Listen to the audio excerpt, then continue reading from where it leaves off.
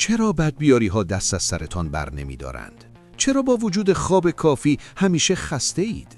آیا تا به حال حس کرده اید که چیزی نامرئی در حال جویدن روح شماست؟ شما در محاصره اید.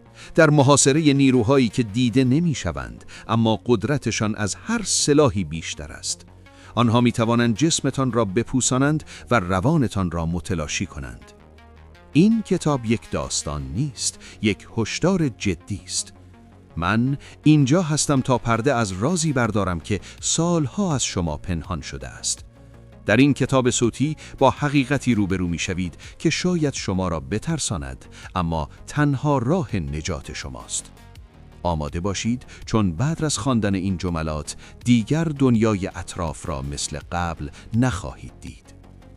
اگر جرأت دارید بفهمید چه چیزی دارد شیره جانتان را میمکد، فقط 30 دقیقه با من همراه باشید تا راز را برایتان فاش کنم.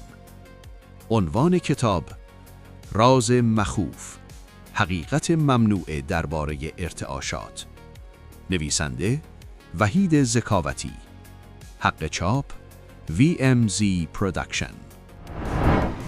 بخش اول: چرا زندگی شما در حال فروپاشی است؟ راز فرکانس ها. شما در حال مرگ هستید و حتی خبر ندارید. نه با یک اسلحه، نه با یک تصادف، بلکه با چیزی بسیار موذی‌تر که همین الان در همین لحظه که این متن را می‌خوانید دارد سلول‌های بدنتان را بمباران می‌کند. تصور کنید درون یک استقر اسید نامرئی شناور هستید که ذره ذره پوست و گوشت شما را می‌خورد، اما شما چون آن را نمی‌بینید لبخند می‌زنید و به زندگی ادامه می‌دهید. این اسید همان ارتعاشات مخرب است. تمام جهان هستی، از صندلی که روی آن نشسته اید تا افکاری که در سرتان میچرخد، در حال لرزش است. هیچ سکونی وجود ندارد. این لرزش ها یا نردبانی هستند برای صعود به سمت سلامتی و ثروت، یا تنادی که دور گردنتان حلقه شده و هر لحظه تنگتر می شود. علم فیزیک به ما میگوید هیچ چیز جامد نیست. همه چیز انرژی است که با سرعت‌های مختلف می‌لرزد. اما فاجعه از جایی شروع می شود که فرکانس بدن شما با فرکانس‌های مرگبار اطراف همسو می شود. وقتی شما در معرض ترس، خشم یا حسادت قرار می گیرید، چه اتفاقی می افتد؟ فکر می کنید فقط یک حس گذراست؟ اشتباه می کنید. بدن شما وارد حالت جنگی می شود. ارتعاشات پایین ساختار مولکولی آب بدن شما را تغییر می دهند. شما حدود 70% آب هستید. وقتی ارتعاش پایین است، این آب کدر، تیره و بی‌نظم می شود. خون شما اسیدی می شود. سیستم ایمنی بدنتان فلج می شود. این ارتعاشات سنگین مثل سیمان عمل می کنند. آنها جلوی جریان حیات را می گیرند. بیماری ها از دردهای مزمن گرفته تا سرطانهای عجیب اغلب چیزی نیستند جز تراکم انرژی های سنگین که در بافت های بدن گیر کردند. وقتی ارتعاش شما پایین می آید، شما عملاً دارید برای بیماری دعوتنامه می فرستید. شما تبدیل به آهنربایی می شوید که فقط بدبختی را جذب می کند. آیا تا به حال دیده اید که بدبیاری ها پشت سر هم می آیند؟ این شانس نیست، این قانون فیزیک است. شما روی موج ویرانی تنظیم شده اید و جهان هستی فقط دارد به سیگنال شما پاسخ می دهد. اما صبر کنید، این تمام ماجرا نیست. ارتعاشات پایین فقط جسم را نمیخورند، آنها روان را تکه تکه می کنند. افسردگی، اضطراب بیدلیل و آن حس سنگینی روی قفسه سینه که نفستان را میگیرد، همگی نشانه‌هایی از یک حمله ارتعاشی هستند. ذهن شما مثل یک گیرنده رادیویی است. اگر دکمه تنظیم آن روی فرکانس‌های پایین گیر کرده باشد، شما فقط نویز، پارازیت و صداهای وحشتناک را دریافت می‌کنید. شما صدای شهودتان را از دست می دهید. دیگر نمی توانید درست فکر کنید. تصمیم‌های احمقانه می گیرید که منجر به شکست مالی می شود. روابطتان به بنبست می رسد. چرا؟ چون شبیه را جذب می کند. وقتی شما در ارتعاش پایین هستید، فقط آدم‌های شکست خورده، دروغگو و بیمار را به سمت خود می کشید. این یک باطلاق است. هرچه بیشتر دست و پا می زنید، بیشتر فرو می روید. اما در دل این تاریکی وحشتناک نوری وجود دارد. قانون ارتعاش بیرحم است، اما عادلانه نیز هست. همانطور که ارتعاش پایین میتواند نابودتان کند، ارتعاش بالا میتواند شما را دوباره متولد کند. تصور کنید بتوانید دکمه این رادیو را بچرخانید. تصور کنید بتوانید فرکانس بدنتان را تغییر دهید. در آن لحظه معجزه رخ می‌دهد. دردها ناپدید می‌شوند چون بیماری نمی‌تواند در بدنی با ارتعاش بالا زندگی کند. درست همانطور که میکروب نمی‌تواند در آتش زنده بماند. ذهن شما شفاف می‌شود. ابرها کنار می‌روند. شما ناگهان راه‌حل‌هایی را می‌بینید که قبلاً کور بودید و نمی‌دیدید. آرامش عمیق تمام وجودتان را می‌گیرد. این آرامش سکون نیست، قدرتی مهار شده. وقتی ارتعاشتان بالا می‌رود، شما دیگر قربانی نیستید. شما خالق زندگی خود می‌شوید. جهان هستی شروع به خدمت کردن به شما می‌کند. پول، موقعیت و عشق نه با زور زدن، بلکه به آرامی و طبیعی به سمت شما جاری می‌شوند. این وعده دروغ نیست. این حقیقتی است که سالها از شما پنهان شده بود تا ضعیف بمانید. حالا شما کلید را در دست دارید. می‌دانید که دشمن نامرئی چیست و دانستن اولین قدم برای پیروزی است. نفس عمیقی بکشید. احساس کنید که جریان حیات دوباره در رگ‌هایتان جاری می‌شود. شما زنده اید و این تازه شروع ماجراست. بخش دوم. چگونه بفهمیم چه کسی دارد خون ما را می‌مکد؟ نشانه‌های هشدار. شما وسط میدان ایستاده اید و چشمان نهان بسته است. هر قدم اشتباه می‌تواند آخرین قدم شما باشد. خطرناکترین دشمنان شما کسانی نیستند که با شمشیر به سراغتان می‌آیند. آنها کسانی هستند که با لبخند، با کلمات شیرین و در لباس دوست و همکار انرژی شما را می‌دزدند. آنها خوناشام‌های انرژی هستند و شما منبع تغذیه آنها هستید. تا وقتی یاد نگیرید آنها را شناسایی کنید، هر روز ضعیفتر، پیرتر و بیمارتر می‌شوید. بدنتان مدت هاست دارد فریاد میزند، اما شما صدایش را خفه کرده اید. آن سردرد ناگهانی بعد از صحبت با فلان دوست، آن دلپیچه عجیب وقتی وارد خانه فلان فامیل میشوید، آن احساس تخلیه کامل انرژی بعد از یک جلسه کاری، اینها تصادفی نیستند. اینها آجیر خطر سیستم دفاعی شماست که میگوید فرار کن، اینجا آلوده است. تشخیص این ارتعاشات مسموم نیاز به مدرک دانشگاهی ندارد. نیاز به بازگشت به غریزه حیوانیتان دارد. بدن شما دروغ نمیگوید. وقتی در کنار کسی هستید که ارتعاش پایینی دارد، اولین نشانه انقباض است. عضلات شکم سفت میشوند، تنفس سطحی میشود و شانه ها بالا میروند. انگار بدنتان سعی دارد خودش را کوچکتر کند تا هدف کوچکتری برای حمله باشد. برعکس، وقتی در فضایی با ارتعاش بالا هستید، احساس انبساط می کنید. قفسه سینه باز می شود و می خواهید عمیق نفس بکشید. اما فریب نخورید. بسیاری از سموم در بسته‌بندی‌های زیبا ارائه می شوند. کسانی که مدام غیبت می کنند، کسانی که از مسخره کردن دیگران لذت می برند، کسانی که دروغ می گویند، اینها حاملان خطرناکترین ویروس‌های ارتعاشی هستند. شاید بپرسید چرا بعضی‌ها از این کارهای کثیف لذت می‌برند؟ چرا غیبت کردن برایشان شیرین است؟ چون آنها معتادند. آنها در درونشان خلأ وحشتناکی از ترس و حقارت دارند. آنها انرژی حیات را از منبع اصلی دریافت نمی‌کنند، پس مجبورند آن را از دیگران بدزدند. وقتی کسی را مسخره می کنند، برای لحظه‌ای احساس قدرت کاذب می کنند. این یک نشئگی کثیف است، اما شما که گوش می دهید، شما که همراهی می کنید، تبدیل به سطل زباله آنها می شوید. آنها زباله های عفونی ذهنشان را روی سر شما خالی می کنند و سبک می شوند و شما با باری از لجن انرژی به خانه برمی گردید و تعجب می کنید چرا بی دلیل با همسرتان دعوا می کنید یا چرا شب خوابتان نمی برد. جدول ارتعاشی دکتر دیوید هاکینز را به یاد داشته باشید. احساساتی مثل شرم، گناه، غم و ترس در پایین ترین سطح قرار دارند. اینها ارتعاشات مرگ است. کسی که مدام در نقش قربانی است و ناله می کند، در حال پخش کردن فرکانس ناتوانی است. اگر زیاد کنارش بمانید، شما هم فلج می شوید. اما عشق، سپاسگزاری و صلح در بالاترین سطح هستند. تشخیصش ساده است. بعد از معاشرت با یک نفر، آیا حس می کنید می توانید کوه را جابجا کنید یا حس می کنید کوه روی دوشتان است؟ این تست نهایی است. هیچ تعارفی با خودتان نداشته باشید. سلامتی شما قیمت ندارد. حالا که چشمتان باز شده، شاید بترسید. شاید ببینید اطرافتان پر از این خوناشام هاست. نترسید. ترس خودش ارتعاش پایین است. همین که آگاه شدید، نیمی از قدرت آنها از بین رفته است. شما دیگر کور نیستید. شما راداری دارید که نامرئی‌ها را می‌بیند. به حسی که در ناحیه شکمتان یعنی شبکه خورشیدی دارید اعتماد کنید. آن حس قطب نمای شماست. هر جا حس سنگینی کردید، بدانید که پیامی دریافت کرده اید. این پیام برای نجات شماست. با اعتماد به این حس شما قدم در مسیر امنیت می‌گذارید. دیگر کسی نمی‌تواند بدون اجازه شما انرژیتان را غارت کند. شما در حال ساختن دیوارهای قلعه وجودتان هستید و درون این قلعه آرامشی منتظر شماست که هیچ طوفانی نمی‌تواند آن را به هم بزند. لبخند بزنید، چون شما دیگر طعمه نیستید.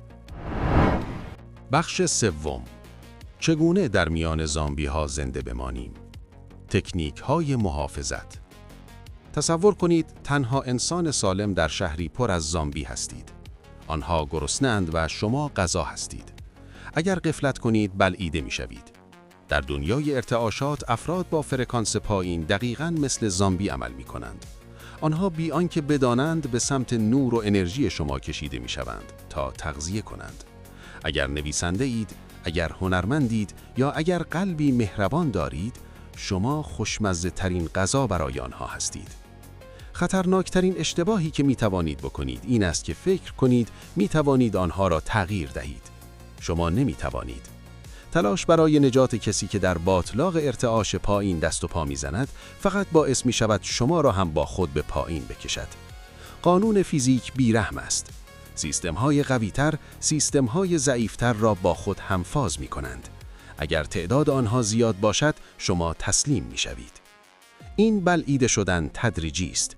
اول اشتیاقتان می‌میرد، بعد خلاقیتتان خشک می‌شود و در نهایت تبدیل به یکی از آنها می‌شوید. تلخ، شاکی و بیمار. پس چه باید کرد؟ باید فرار کرد؟ همیشه نمی‌شود. گاهی این زامبی‌ها همکار، رئیس یا حتی اعضای خانواده هستند. اینجاست که باید هنر نامرئی شدن را یاد بگیرید. تکنیک اول، سنگ خاکستری. وقتی در برابر یک خوناشام انرژی قرار می‌گیرید، تبدیل به یک سنگ خاکستری بی‌روح شوید. نه واکنش احساسی نشان دهید، نه مخالفت کنید، نه دلسوزی کنید. فقط باشید. پاسخهای کوتاه بدهید. آها، جالبه که اینطور. وقتی آنها ببینند هیچ غذای عاطفی، چه خشم چه تایید از شما دریافت نمی کنند، خسته می شوند و سراغ قربانی دیگری می روند. این بیرحمی نیست، این حفاظت از خویشتن است. تکنیک دوم، حباب محافظ. قبل از ورود به محیط‌های سمی، چشمانتان را ببندید و تصور کنید درون یک کره شفاف و نوشکن از نور سفید قرار دارید.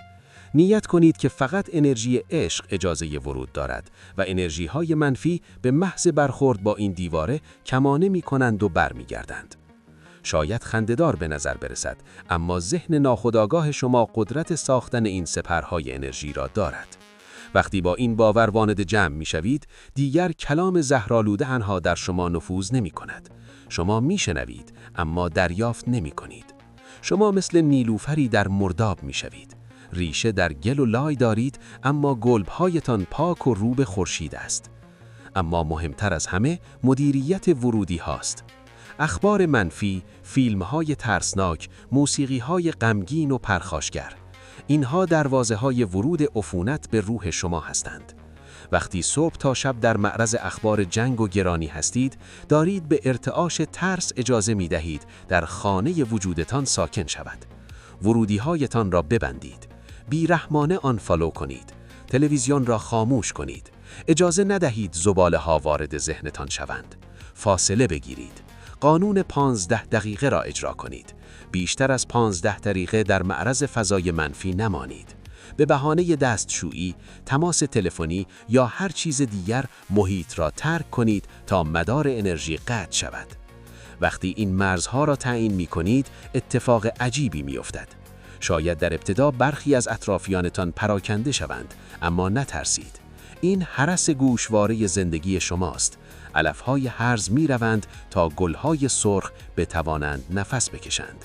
شما با این کار فضای امنی می‌سازید که در آن خلاقیت شکوفا می‌شود. دیگر بعد از کار خسته و له شده نیستید. انرژی دارید که بنویسید، که خلق کنید، که عشق بورزید. شما پادشاه قلمرو خودتان شده اید و در این قلمرو امن حسی از سبکباری و رهایی وجود دارد که طعم واقعی زندگی است. شما در امان هستید. بخش چهارم. چگونه به یک ابر انسان تبدیل شویم؟ عملیات صعود. آیا می دانستید که شما همین حالا روی یک گنجینه عظیم انرژی نشسته اید، اما چون بلد نیستید از آن استفاده کنید، مثل یک فقیر زندگی می کنید؟ شما تمام عمرتان را در زیرزمین پتانسیل خود سپری کرده اید، در حالی که یک پنتهاوس لوکس در بالاترین طبقه جهان هستی انتظار شما را می کشد. کلید این آسانسور همین حالا در دستان شما است، اما چون چشمانتان به تاریکی زیرزمین عادت کرده، آن را نمی بینید. بالا بردن ارتعاش یعنی فشردن دکمه این آسانسور. این کار یک انتخاب فانتزی نیست، یک ضرورت بقاست. وقتی فرکانس شما پایین است، زندگی شبیه به یک جنگ تن به تن و فرسایشی است. باید برای هر ریال پول، برای هر ثانیه آرامش و برای هر ذره‌ای از موفقیت بجنگید، تقلا کنید و در نهایت هم خسته و زخمی به عقب برگردید. اما وقتی فرکانس بالا می رود، شما دیگر نمی جنگید.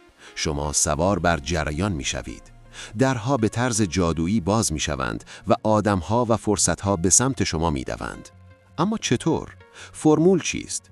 فرمول ساده اما به شدت قدرتمند است. پاکسازی بیرحمانه و جایگزینی هوشمندانه. اول از همه بیایید به موتورخانه بدنتان برویم. سوخت این موتور چیست؟ شما نمی توانید با ریختن گازوئیل در باک یک ماشین فراری انتظار سرعت 300 کیلومتر بر ساعت داشته باشید. بدن شما یک ماشین بیوشیمیایی است که با فرکانس کار می کند. غذاهای مرده، کنسروها، فست فودهای چرب، شکر سفید و آردهای تصفیه شده ارتعاشات بسیار پایینی دارند. اینها غذا نیستند، اینها بارهای اضافی هستند که بدن شما باید ساعتها انرژی حیاتش را صرف هضم و دفع سموم آنها کند. نتیجه چیست؟ سنگینی، کسالت و مغزی که مدام در مه غلیظی فرو رفته است. برای صعود باید به سمت غذای زنده کوچ کنید. میوه ها و سبزیجاتی که مستقیما نور خورشید را در بافت‌های خود ذخیره کرده اند، حامل فوتون‌های انرژی هستند. وقتی یک سیب تازه می‌خورید، در واقع دارید فرکانس خورشید را وارد سلول‌هایتان می‌کنید. آب بنوشید، اما نه هر آبی. آب رسانای اصلی انرژی در بدن شما است. وقتی بدنتان کم آب است، ارتباطات الکتریکی بین مغز و قلب مختل می‌شود. دوش بگیرید، اما نه فقط برای تمیزی. تصور کنید آب جاری تمام بارهای الکتریکی منفی و انرژی‌های سیاهی که در طول روز از محیط جذب کرده اید را می‌شوید و به زمین می‌برد. آب حاله انرژی شما را ترمیم و شفاف می‌کند. حالا به سراغ ابزار اختصاصی شما یعنی کلام و احساس می‌رویم. کلمات شما فرمان‌هایی هستند که به کائنات صادر می‌کنید. اما یک راز بزرگ اینجا وجود دارد. کائنات به کلمات شما پاسخ نمی‌دهد، بلکه به احساس پشت آن کلمات پاسخ می‌دهد. تکرار توتیوار من ثروتمندم در حالی که در عمق وجودتان لرزه فقر و ترس دارید هیچ فایده‌ای ندارد، بلکه فرکانس فقر را قوی‌تر می‌کند. شکرگزاری قوی‌ترین تقویت کننده ارتعاش در کل جهان هستی است. اما منظورم شکرگزاری زبانی نیست. شما باید حس عمیق داشتن را در قلبتان ایجاد کنید. وقتی بابت یک لیوان چایی، بابت نفس کشیدن یا بابت استعدادی که دارید، عمیقاً و با تمام وجود لرزش شادی را در سینه حس می کنید، فرکانس شما در یک ثانیه از سطح نیاز و کمبود به سطح فراوانی پرتاب می شود. و طبق قوانین تخلف ناپذیر فیزیک، جهان مجبور است به فرکانس فراوانی شما با دادن داشته‌های بیشتر پاسخ دهد. این یک بازی ریاضی است، نه یک آرزوی قلبی. و اما طبیعت، پورتلند یا هر جای دیگری که هستید، چارجر اصلی روح شماست. شهرهای مدرن زندانهای الکترومغناطیسی هستند. وایفای، دکل‌های مخابراتی، نویزهای مداوم و میدانهای الکتریکی ریتم بیولوژیک بدن شما را متلاشی می‌کنند. شما نیاز دارید به سکوت پناه ببرید. تکنیک اتصال به زمین یا ارثینگ را جدی بگیرید. پای برهنه روی خاک، سنگ یا چمن راه بروید. این کار یک فانتزی نیست، یک تخلیه بار الکتریکی واقعی است. بارهای مثبت اضافی که باعث التهاب و درد در بدن میشوند، از طریق کف پا به زمین منتقل میشوند و زمین الکترون‌های آزاد و آرامبخش خود را به شما هدیه میدهد. انگار باتری فرسوده وجودتان را به یک نیروگاه عظیم وصل کرده اید. به صداهای با فرکانس بالا گوش دهید. صدای جریان آب، صدای آواز پرندگان در سپیددان یا موسیقی هایی که با فرکانس 432 هرتز ساخته شده اند. این ارتعاشات صوتی ساختار کریستالی آب بدن شما را منظم می کنند و مغز را از حالت آشفتگی به حالت نظم می برند. وقتی این تمرینات را به صورت مداوم انجام دهید، تغییر را نه در فکر بلکه در گوشت و پوست خود حس خواهید کرد. دیگر آن آدم عصبی و زودرنج سابق نیستید. رنگ‌های اطراف شما شفافتر به نظر می‌رسند. ایده‌های نابی که ماه‌ها به دنبالشان بودید، ناگهان مثل باران به ذهنتان می‌بارند. شما وارد وضعیت غرق شدگی یا فلو می‌شوید. وضعیتی که در آن زمان متوقف می‌شود، خستگی معنا ندارد و شما فقط خلق می‌کنید. این یعنی ارتعاش بالا. این یعنی وصل شدن به منبع بی‌پایان انرژی حیات. در این حالت شما به یک مغناطیس انسانی تبدیل می شوید. جاذبه‌ای پیدا می کنید که دیگران را بی دلیل به سمت شما می کشد. شما تبدیل به همان نوری می شوید که تاریکی را می شکافد و راه را نشان می دهد. و در پایان این صعود لذت بخش، حسی از وجد و سرزندگی منتظر شماست که هر سلول بدنتان را با لذت ناب بودن پر می کند. تبریک می گویم. شما از پیله خارج شده اید و اکنون آماده پرواز هستید. بخش پنجم، پاداش نهایی، ثروت، سلامتی و قدرتی که تصور نمی کردید. فرمانروایی بر سرنوشت. چرا بعضی‌ها دست به خاکستر می‌زنند طلا می‌شود، در حالی که شما حتی با دویدن شبانه روزی هم به گرد پای آنها نمی‌رسید؟ آیا فکر می‌کنید خداوند برای تقسیم شانس تاس می‌اندازد؟ یا فکر می‌کنید کائنات با شما لجبازی می‌کند؟ حقیقت بسیار ساده‌تر و البته ترسناکتر است. جهان هستی یک سیستم ریاضی و ارتعاشی فوق‌العاده دقیق است که هیچ اشتباهی در آن رخ نمی‌دهد. هیچ تصادفی وجود ندارد. همه چیز بر اساس قانون رزونانس یا همنوایی عمل می‌کند. شما نمی‌توانید روی موج رادیو پیام تنظیم باشید و انتظار داشته باشید موسیقی کلاسیک بشنوید. شما نمی‌توانید با ارتعاش فقر، ترس و ناله زندگی کنید و انتظار داشته باشید ثروت، امنیت و شادی به سراغتان بیاید. این دقیقاً مثل این است که بخواهید با کاشتن بذر خار میوه انگور برداشت کنید. پاداش بالا بردن ارتعاش یک زندگی تصادفی و شانسی نیست، بلکه رسیدن به مقام فرمانروایی بر زندگی است. شما مهندس واقعیت خود می شوید. وقتی ارتعاش شما بالا می رود، اولین و ملموس ترین پاداش یک سلامتی خارق‌العاده و جادویی است. علم نوین ثابت کرده که بیماری در محیط‌های اسیدی و کم اکسیژن رشد می کند. استرس و فرکانس‌های پایین بدن را اسیدی می کنند. اما وقتی شما در ارتعاش بالا، عشق، صلح، شادی هستید، بدن شما قلیایی می شود. در این حالت، سیستم ایمنی شما مثل یک ارتش فوق حرفه‌ای عمل می کند. سلول‌ها با سرعت باور نکردنی شروع به ترمیم خود می کنند. پیری بیولوژیک کند می شود. وقتی در آینه نگاه می کنید، درخشش و شفافیتی در چشمهایتان می بینید که سالها بود آن را گم کرده بودید. دردهای مزمنی که پزشکان دلیلی برایشان پیدا نمی کردند و در واقع بارهای انرژی منفی انباشته شده بودند، مثل یخ در برابر آفتاب ذوب می شوند. سطح انرژی شما چنان بالا می رود که دیگر نیازی به محرک‌هایی مثل کافئین ندارید. شما به تنظیمات اصلی خلقت بازگشته اید.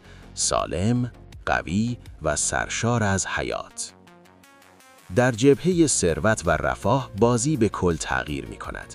پول در حقیقت چیزی جز انرژی متراکم نیست. پول به سمت انرژی هایی می رود که با او هم فرکانس باشند. پول عاشق وضوح، حرکت، ارزش و جسارت است. وقتی شما در ارتعاش بالا هستید، دیگر از روی ترس نداشتن یا برای فرار از فقر کار نمی کنید، بلکه شما از روی شوق خلق کردن و ارائه ارزش به جهان حرکت می کنید.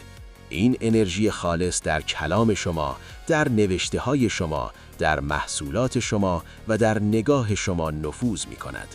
مردم این قدرت را حس می کنند. آنها ناخودآگاه می‌خواهند بخشی از مدار شما باشند و با شما معامله کنند.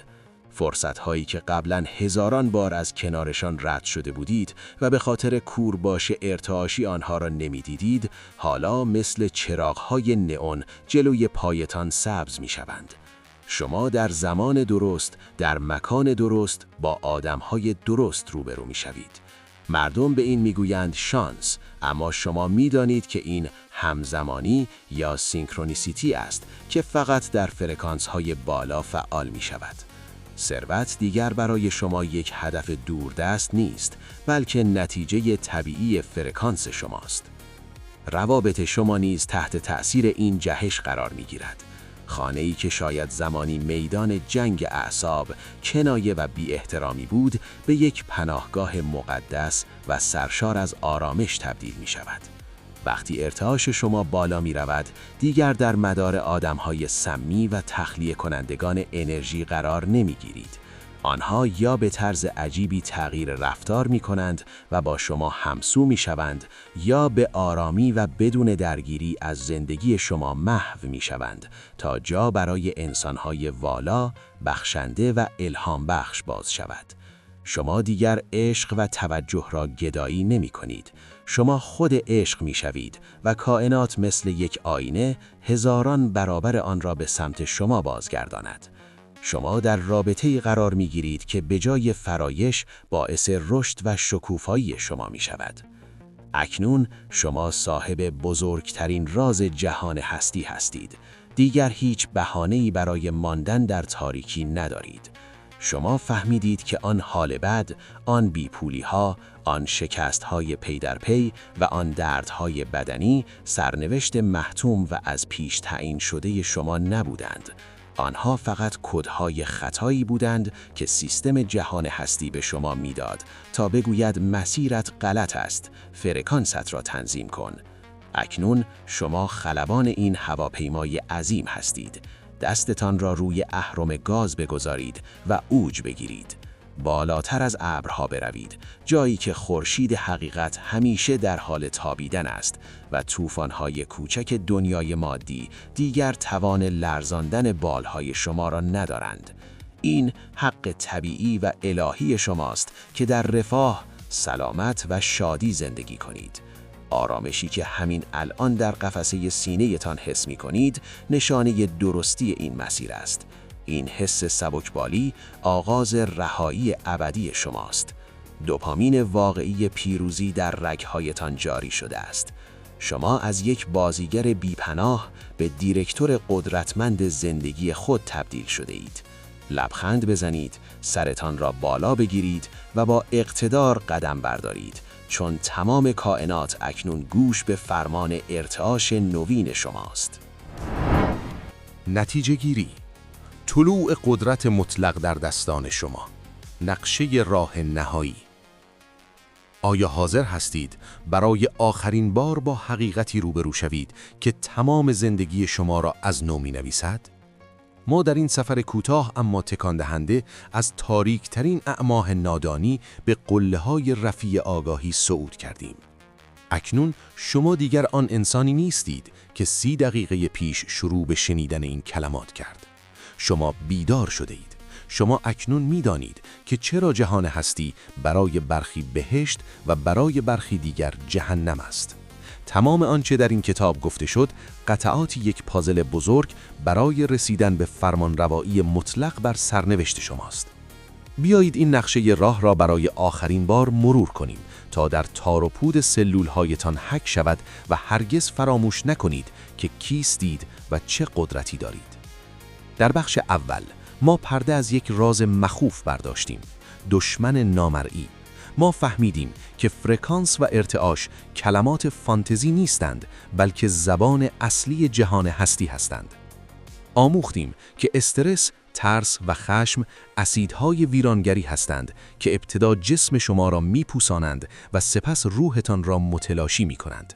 شما یاد گرفتید که هر فکر شما یک سیگنال رادیویی است که به کائنات ارسال می شود. اگر در ارتعاش پایین بمانید، عملاً در حال خودکشی تدریجی هستید. ما فهمیدیم که بیماری و فقر تنها نشانه‌هایی از خروج ما از مدار ارتعاشی صحیح هستند. این بخش به شما شوکی وارد کرد تا بفهمید در یک استخر اسید نامرئی شناور بودید و اکنون زمان خروج فرا رسیده است. در بخش دوم ما یاد گرفتیم که چگونه در دنیای شلوغ امروز رادارهایمان را روشن کنیم. ما یاد گرفتیم که به بدنمان اعتماد کنیم. فهمیدیم که انقباض یعنی خطر و انبساط یعنی امنیت. ما یاد گرفتیم که چگونه خوناشام‌های انرژی را شناسایی کنیم، همانهایی که با نقاب دوستی شیره جان و انرژی شما را می‌مکند. شما آموختید که غیبت، تمسخر و دروغ نه تنها گناه اخلاقی بلکه یک انتحار ارتعاشی هستند. این بخش چشمان شما را به روی اطرافیانتان باز کرد تا بدانید چه کسانی شما را به سمت بالا می‌کشند و چه وزنه سنگینی به پاهای شما بستند تا در اعماق اقیانوس ناکامی غرق شوید. در بخش سوم ما زره جنگی به تن کردیم. من به شما یاد دادم که در میان زامبی‌های ارتعاشی چگونه زنده بمانید و آسیب نبینید. ما تکنیک سنگ خاکستری ما آموختیم تا در برابر حملات احساسی نفوذناپذیر شویم. یاد گرفتیم که چگونه یک حباب محافظ نوری دور خود بکشیم تا سموم محیطی به قلب ما نرسد. شما آموختید که مدیریت ورودی‌های ذهن یعنی فیلتر کردن اخبار و رسانه‌ها مهمتر از نان شب است. این بخش به شما قدرت داد تا مرزهای قلمرو خود را تعیین کنید و به هر کسی اجازه ورود ندهید. شما یاد گرفتید که نه گفتن به دیگران والاترین نوع آری گفتن به خودتان است. در بخش چهارم ما عملیات صعود را آغاز کردیم. من به شما گفتم که چگونه به یک ابر انسان تبدیل شوید. ما از قدرت تغذیه زنده، اعجاز آب و اتصال به زمین یا ارثینگ صحبت کردیم. یاد گرفتیم که چگونه با موسیقی‌های فرکانس بالا مثلا 432 هرتز ساختار آب بدنمان را منظم کنیم. شما آموختید که شکرگزاری قلبی سریع‌ترین آسانسور برای رسیدن به پنت‌هاوس موفقیت است. این بخش به شما ابزارهای عملی داد تا فرکانس خود را از سطح بقا به سطح خلق کردن ارتقا دهید. شما یاد گرفتید که چگونه هر روز صبح با پاکسازی ذهن فضای لازم برای ورود ایده‌های ثروتساز و خلاقانه را باز کنید. و در بخش پنجم ما پاداش‌های این جهش بزرگ را دیدیم. ما از ثروت، سلامتی و قدرتی صحبت کردیم که ثمره طبیعی فرکانس بالاست. فهمیدیم که وقتی فرکانس شما بالا می رود، جهان هستی چاره‌ای جز تسلیم شدن بر برابر خواستهای شما ندارد. بیماری ها ذوب می شوند، پول به سمت شما سرازیر می شود و روابط شما به بهشتی از آرامش تبدیل می شود. شما آموختید که موفقیت یک اتفاق نیست، بلکه یک رزونانس است. این بخش به شما امید داد و به شما ثابت کرد که لایق بهترین ها هستید و کائنات اکنون گوشه به فرمان شماست. اکنون شما در آستانه یک زندگی جدید هستید. تمام آنچه شنیدید نه برای انبار کردن در حافظه بلکه برای جاری کردن در زندگی است. هر لحظه‌ای که از این پس سپری می‌کنید یک انتخاب بزرگ است.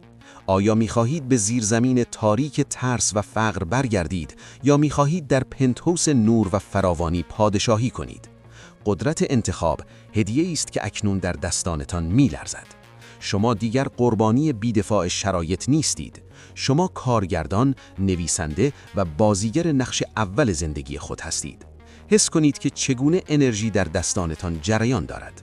حس کنید که چگونه قفسه سینه‌تان باز شده و دوپامین پیروزی در رگ‌هایتان می‌دقسد. شما بیدار شده اید و کسی که بیدار شده دیگر هرگز نمی‌تواند خودش را به خواب بزند. این کتاب تمام شد، اما داستان واقعی شما از همین ثانیه آغاز می شود. بروید و جهان را با فرکانس جدیدتان حیرت زده کنید. بروید و ثروتی را خلق کنید که همیشه آرزویش را داشتید. بروید و چنان سلامتی و نشاطی از خود ساطع کنید که هر کسی به شما می‌نگرد شفای خود را پیدا کند. شما نور هستید. شما قدرت هستید. شما لرزشی از جنس عشق و آگاهی هستید.